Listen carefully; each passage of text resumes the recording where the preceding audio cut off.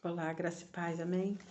Bom, estamos de volta, dando continuidade ao último videoaula, né? Que o Senhor nos ilumine com o seu Santo Espírito, nos dando esclarecimento, discernimento da tua palavra, com bom entendimento, em nome de Jesus, amém? Então, agora nós vamos ao número 2, que diz assim, segundo item. O segundo mito é que a gente só produz ou então só trabalha melhor sob pressão. Esse é um mito criado para racionalizar a preguiça, a tendência à procrastinação. Não há evidência que o justifique, até porque os que assim agem poucas vezes tentam trabalhar sem pressão para comparar os resultados sobre si mesmos e sobre os que os circundam. A evidência, na verdade, justifica o contrário daquilo que expressa o mito. Em contextos escolares, por exemplo, quem estuda ao longo do ano, com calma e sem pressões, sai-se geralmente muito melhor do que quem deixa para estudar nas vésperas das provas e, por isso, vê-se obrigado a passar noites em claro para fazer aquilo que deveria vir fazendo durante o tempo todo. Nada nos permite concluir que o vale no contexto escolar a esse respeito não vale em outros contextos. O terceiro mito é que administrar o tempo é algo que se aplica apenas à vida profissional. Falso. Certamente há muitas coisas em sua vida pessoal e familiar que você reconhece que deve e deseja fazer, mas não faz. Por falta de tempo, você pode estar querendo há anos reformar algumas coisas na sua casa, escrever um livro ou um artigo, aprender uma outra língua, desenvolver algum hobby, tirar 2 semanas sem perturbações para descansar, curtir os filhos que estão crescendo, tudo isso sem conseguir. A culpa vai sempre na falta de tempo. A administração do tempo poderá permitir que você faça essas coisas em sua vida pessoal e familiar. O quarto mito é que ter tempo é questão de querer tempo. Você certamente já ouviu falar muita gente dizer isso. De certo modo, essa afirmação é verdadeira. Até onde ela vai? Normalmente, damos um jeito de arrumar tempo para fazer aquilo que realmente queremos fazer. Mas a afirmação não diz tudo. Não basta simplesmente querer ter tempo para ter tempo. É preciso também querer o meio indispensável de obter mais tempo. E esse meio é a administração do tempo, contrária a esses mitos. A verdade é que administrar o tempo é saber usá-lo para fazer aquelas coisas que você considera importantes e prioritárias, tanto no ministério pastoral quanto na vida pessoal. Administrar o tempo é organizar sua vida de tal maneira que você obtenha tempo para fazer as coisas que realmente gostaria de estar fazendo e que possivelmente não vem fazendo porque anda tão ocupado com tarefas urgentes e de rotina, né? Muitas delas não tão urgentes nem tão prioritárias que não sobra tempo. Quem tem tempo não é quem não faz nada, é quem consegue administrar o tempo que tem. Todos nós conhecemos pessoas, um tio idoso, uma prima, que, pelos nossos padrões, não fazem nada o dia inteiro e, no entanto, constantemente se dizem sem tempo. Por outro lado, quem administra o tempo não é quem está todo o tempo ocupadíssimo. Pelo contrário, se você vir algum que trabalha o tempo todo, fica até mais tarde no serviço, faz trabalho para casa à noite, no fim de semana, pode concluir com certeza que essa pessoa não sabe administrar o tempo. Quem administra o tempo geralmente não vive numa corrida perpétua contra o tempo. Não precisa trabalhar horas extras e geralmente produz muito mais. Mas não se engane, o processo de administrar o tempo não é fácil. É preciso realmente querer tornar-se senhor do seu tempo para conseguir administrá-lo. Razões para administrar o tempo. Primeiro, tempo é vida. O tempo é o recurso fundamental da nossa vida, a matéria-prima básica da nossa atividade. Quando o nosso tempo termina, acaba a nossa vida. Não há maneira de obter mais. Por isso, tempo é vida. Quem administra o tempo ganha vida, mesmo vivendo o mesmo tempo. Prolongar a duração de nossa vida não é algo sobre o qual tenhamos muito controle. Aumentar a nossa vida ganhando tempo dentro da duração que ela tem é algo, porém, que está ao alcance de todos. O tempo é um recurso não renovável e perecível. Quando o tempo acaba, ele acaba mesmo. E o tempo não usado pode ser estocado para ser usado no futuro. O tempo não é como riquezas que podem ser acumuladas para uso posterior. Quem não administra o seu tempo joga sua vida fora, porque um dia só pode ser vivido de uma vez. Se o tempo de um dia não for usado sabiamente, não há como aproveitá-lo no dia seguinte. Amanhã será sempre um novo dia e o hoje perdido terá sido perdido para sempre. Mas o tempo, embora não renovável e perecível, é um curso democraticamente distribuído. A capacidade mental, a habilidade, a inteligência, as características físicas são muito desigualmente distribuídas entre as pessoas. O tempo, porém, enquanto estamos vivos, é distribuído igualmente para todos. O dia tem 24 horas, tanto para o mais alto executivo como para o mais pobre desempregado. Todos recebemos 24 horas de tempo por dia. Na verdade, temos todo o tempo que existe. Não existe tempo que alguém possa guardar para si em detrimento dos outros. Alguém pode roubar meu dinheiro, os objetos que possuo, mas ninguém consegue roubar o meu tempo. Outra pessoa só consegui determinar como eu vou usar meu tempo se eu o consentir. Se é assim, devemos nos perguntar por que alguns produzem tanto com o tempo de que dispõem e outros não conseguem produzir nada no mesmo tempo. Não é que os últimos não façam nada. Não são daqueles que se levantam mais cedo apenas para ter mais tempo para não fazer nada. Às vezes, são ocupadíssimos e, no entanto, pouco ou mesmo nada produzem. A explicação está no seguinte: o importante é o que fazemos com o nosso tempo. Segundo, tempo é dinheiro. É importante se compenetrar do fato de que nosso tempo é valioso. Há pessoas e instituições que estão dispostas a pagar dinheiro pelo nosso tempo. Por isso é que se diz que tempo é dinheiro. Quem administra o tempo, na verdade, ganha não apenas vida, mas também transforma esse ganho de vida em ganho de dinheiro. Para alcançar um determinado resultado ou produzir alguma coisa com determinado nível de qualidade, precisamos investir fundamentalmente o tempo e ou dinheiro. Imaginemos exemplos corriqueiros. Seu carro está precisando de uma limpeza ou é preciso consertar a instalação elétrica de sua casa. Suponhamos que você saiba lavar um carro e fazer um conserto elétrico com um nível de qualidade aceitável e que em ambos os casos o serviço vai levar cerca de 1 hora do seu tempo. Independentemente de quanto vale a hora do seu tempo, se você não tem mais nada que realmente queira fazer como dormir, assistir um jogo de futebol na TV, entre outras coisas, provavelmente vai concluir que vale mais a pena você mesmo lavar o carro ou consertar a estação elétrica do que pagar um lavador de carro, um eletricista para fazer o serviço. O uso do seu tempo economiza dinheiro do que você vai economizar. Ou então, se há coisas que você queira fazer, são mais importantes para você do que o dinheiro do que irá gastar. Provavelmente vai concluir que vale mais a pena pagar um lavar carro ou um eletricista para fazer o serviço.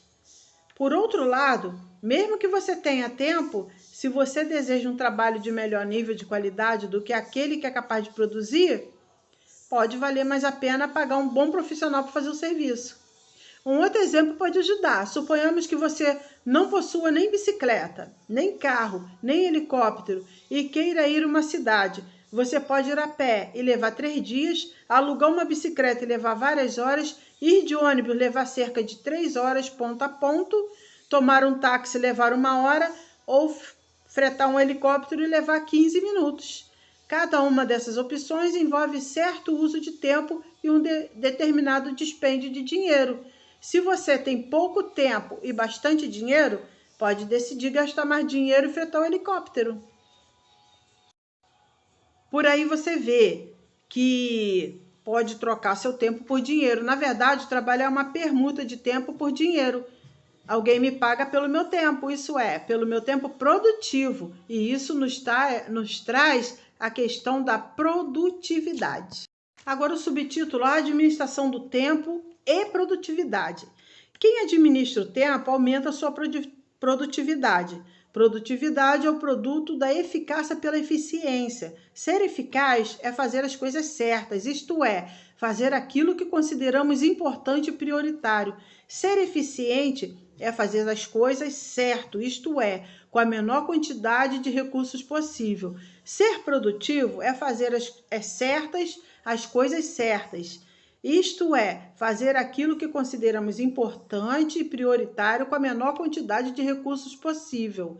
E tempo é um recurso fundamental. Nada pode ser feito sem tempo.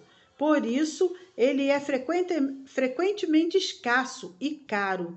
É possível ser eficaz, isto é, fazer o que precisa ser feito sem ser eficiente. Todos conhecemos pessoas que fazem o que devem fazer, mas levam tempo demasiado ou gastam muito dinheiro para fazê-lo. Essas pessoas são eficazes, mais eficientes. Por outro lado, todos conhecemos pessoas que fazem da maneira extremamente eficiente coisas que não são essenciais, que não têm a menor importância. Quem consegue colocar 100.000 pedras de dominó em pé, sem derrubar nenhuma, possivelmente seja muito eficiente nessa tarefa, mas extremamente ineficaz. Vemos, talvez mais frequentemente, pessoas que são ineficazes e ineficientes. Todos já vimos o balconista de loja ou caixa de banco que tenta atender a mais de um freguês ou cliente ao mesmo tempo, que simultaneamente tenta responder às perguntas do outro, conversar com colegas. Na verdade, está ocupado, mas é improdutivo. No mais das vezes, não consegue fazer as coisas que devem ser feitas, nem fazer o que faz da maneira correta, tornar mais eficiente quem é ineficaz. Por exemplo, dando-lhe um computador. Às vezes, até piora a situação. Um exemplo exagerado pode ajudar. Um bêbado a pé é ineficaz e, felizmente, ineficiente. Em sua ineficácia, isto é, fazer muito mais rapidamente o que não deveria fazer, causando um dano muito maior. Ser produtivo, portanto, não é a mesma coisa que ser ocupado. Está errado o ditado americano que diz: se você quer algo feito, dê isso para uma pessoa ocupada. A pessoa pode ser ocupada e não produtiva, em cujo caso não fará a tarefa adicional que lhe está sendo pedida. A administração do tempo e redução do estresse. Quem administra o tempo reduz o estresse causado pelo mau uso do tempo. Aqui também a ideia de mau uso ou desperdício do tempo pressupõe a noção de objetivos. Se não tenho nenhum objetivo, seja profissional, seja pessoal, então provavelmente vou deixar o tempo fluir despreocupadamente como um rio que passa por debaixo de uma ponte. Não há como avaliar meu uso de tempo nesse caso. A única coisa que posso querer fazer é matar o tempo. Numa situação como essa, provavelmente não vou ter estresse.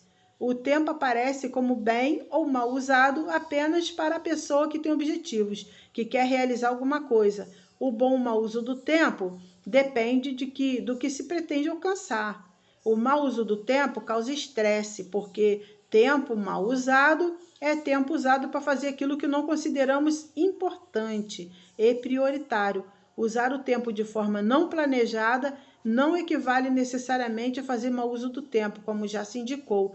Frequentemente, temos que alterar nosso planejamento, fazer coisas que não estavam na sua agenda. Nosso tempo só terá sido desperdiçado se essas alterações nos levarem a fazer coisas que não consideramos importantes. Mau uso do tempo não é ficar sem fazer nada, gastar tempo no lazer, dedicar tempo a hobbies ou à família. Se é isso que julgamos importante e queremos, todos nós desejamos isso em determinado momento.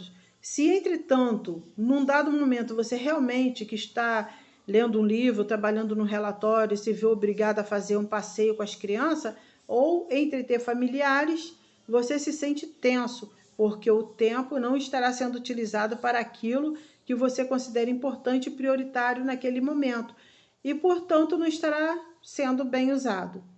É sempre bom lembrar que, da mesma forma que o mau uso do tempo causa estresse, o bom uso do tempo normalmente traz satisfação, sentido de realização e felicidade. Ladrões e economizadores de tempo. Entendemos por desperdiçadores de tempo disfunções que provocam uso inadequado ou insatisfatório do tempo na perspectiva do pastor e líder da igreja. Uma pesquisa feita em 21 países, com aproximadamente 2.000 executivos de várias organizações, apresentou como desperdiçadores de tempo mais comum 37 itens. Vamos detalhar os principais desperdiçadores de tempo que temos visto no pastorado. Falta de planejamento, telefonemas, distrações, visitas inesperadas, tarefas inacabadas ou falta de disciplina no cumprimento da agenda, definição clara e objetiva na execução de tarefas, falta de delegação ou centralização do poder, excesso de compromisso, incapacidade de dizer não, o excesso de tarefas frequentemente paralisa a pessoa, não sabe por onde começar, acaba ficando imobilizada, menosprezo ou ênfase inadequada em certas atividades, indefinição de prioridades e cobrança incompleta e descontínua, fragmentação e superficialidade, excesso de reuniões, algumas desnecessárias e burocracia intensa, indefinição de prioridades, má utilização dos recursos, tipo telefone, fax, computador, etc., internet, mesa entulhada ou desorganização pessoal, arquivamento ineficiente, procrastinação. É preciso distinguir a tendência à procrastinação do bom senso, que recomenda não tomar nenhuma decisão no calor de uma discussão ou quando há informações suficientes ou coisa equivalente. Dicas para se economizar tempo. A seguir, nós vamos falar sobre técnicas eficazes, atitudes e comportamentos que podem economizar seu tempo. Planejamento. Toda hora aplicada em planejamento eficiente poupa 3 ou 4 na execução e produz melhores resultados. Organização. A organização é um outro fator facilitador na execução das tarefas, uma aliada do tempo. Ela deve existir principalmente nas informações. Delegação. A atribuição de tarefas para outras pessoas a fim de liberar o tempo para a tarefa mais importante. É a chave da administração eficaz. Benefício da delegação. A delegação facilita o trabalho do pastor. A delegação aumenta a produtividade. A delegação dá oportunidade a outros de desenvolver a capacidade de liderança. A delegação dá ao líder mais tempo de desenvolver sua vida espiritual. Telefone. Use-o para evitar deslocamento desnecessário para obter informações. Comunicação. A linguagem simples, concisa e isenta de ambiguidades assegura a compreensão e poupa tempo com mal-entendidos. Tomada de decisões. A análise de decisão tem que ser precisa e baseada em informações seguras para que o problema possa ser atacado de forma imediata. Concentração, tempo mínimo anterior à ação que se julgar necessário para conseguir progresso em menos tempo. Enumeramos soluções práticas que ajudarão a economizar tempo. Estabeleça metas anuais, mensais, semanais e diárias. Programe suas tarefas e atividades da semana e do dia com função dessas metas. Faça as coisas em ordem de prioridade. Saiba onde seu tempo é realmente empregado. Estabeleça a data e hora para início e fim de cada atividade. Elimine desperdiçadores de tempo. Utilize uma agenda ou um calendário de reuniões. Crie uma lista de afazeres. Organize as tarefas. Organize seu acesso com rapidez de informações usadas com frequência. Vamos a algumas dicas que tornará as suas reuniões mais criativas e geradoras de resultados. Só convoque uma reunião quando totalmente indispensável. Estabeleça os objetivos. Elabore uma pauta fixando tempo para cada assunto. Coloque só as pessoas às quais o assunto interessa. Mantenha o rumo da discussão. Sintetize as conclusões. Faça o acompanhamento de todas as decisões tomadas. Critérios de classificação de tarefas e compromissos. Os critérios de classificação das tarefas e compromissos são pontos fundamentais para corrigirmos nossos desperdiçadores de tempo. Quantas vezes nós nos deparamos em situações em que determinado compromisso era considerado como urgente? Geralmente os critérios são distorcidos. Algumas tarefas são importantes e não urgentes. Outras são importantes e urgentes, de acordo com cada situação. Tendo em vista a otimização do tempo, a ideia principal não é conseguir corrigir todos os itens que nos levam ao desperdício de tempo. Até porque isso é impossível, visto que muitos desses itens decorrem de fatores que não correspondem apenas ao lado pessoal, como o ambiente de trabalho, por exemplo. Se focarmos em tentar resolver 4 ou 5 pontos que consideramos críticos na nossa rotina cotidiana, teremos uma considerável melhoria nos resultados, aumentando assim a produtividade. Ratificando as citações acima relatadas, denota-se que o tempo é distribuído democraticamente para todos, sem distinção alguma. Percebemos 24 horas igualitárias a fim de utilizarmos da maneira mais apropriada e conveniente. Infelizmente, não temos muito controle para prolongarmos a nossa vida. O que podemos fazer é aumentarmos a vida ganhando tempo dentro dela. E isso está ao alcance de todos. Basta um pouco de esforço e determinação. Amém? Terminamos. É o final, última apostila. Que Deus os abençoe e tirem bastante proveito desse estudo. Amém? Fica na paz.